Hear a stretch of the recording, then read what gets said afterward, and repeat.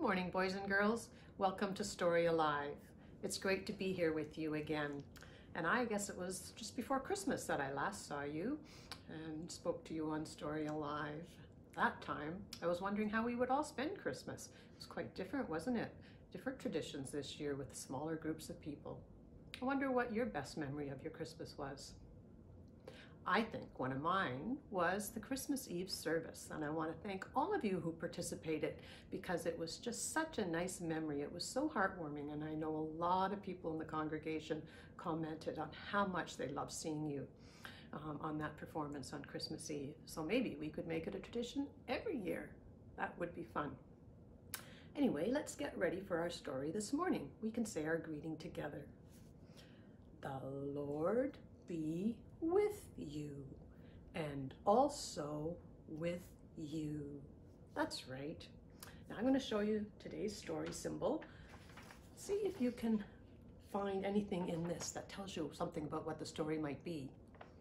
I guess we can all see the bird, but this was more confusing to me. I wasn't sure at first if that was seeds the bird was going to eat or if that was water. Well, let's start our story and see.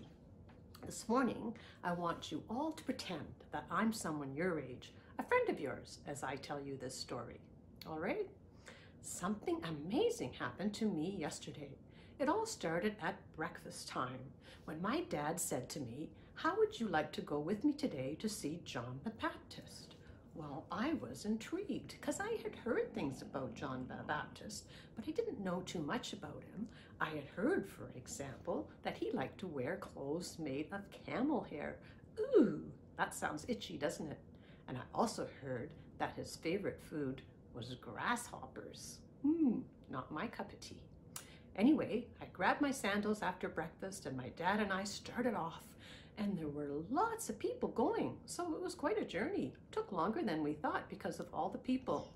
Young children, old people, all kinds of people wanted to go and see this John the Baptist.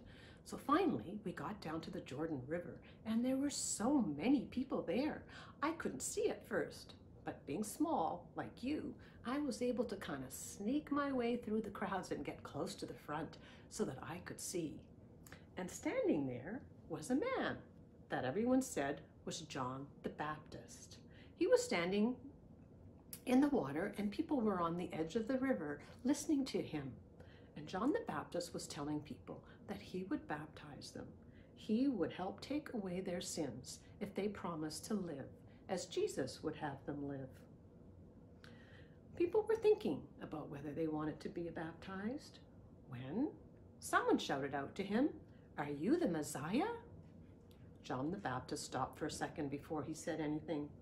Then he said, "No, I am not nearly as great as the Messiah. He is perfect." After a while, a man came along and he said, "I want to be baptized by you."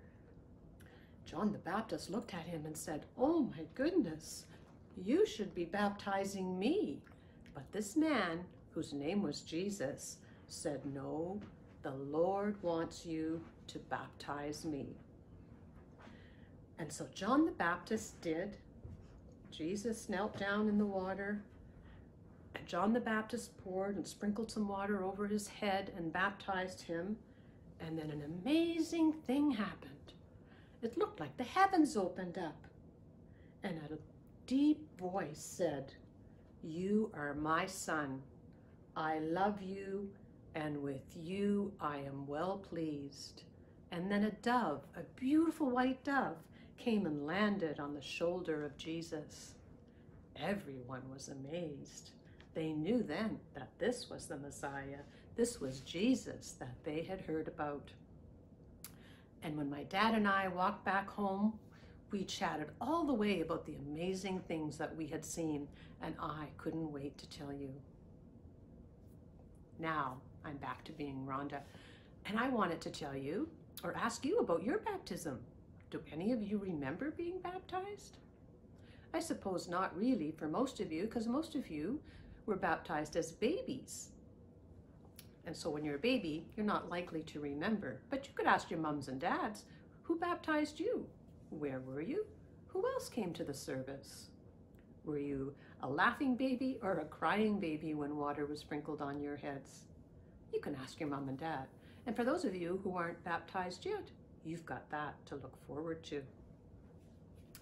Anyway, boys and girls, let's have a small prayer before we go today. Let's bow our heads.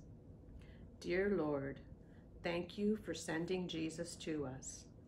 Thank you for having Jesus teach us the way. Help us to be more like Jesus, to be kind and thoughtful and loving.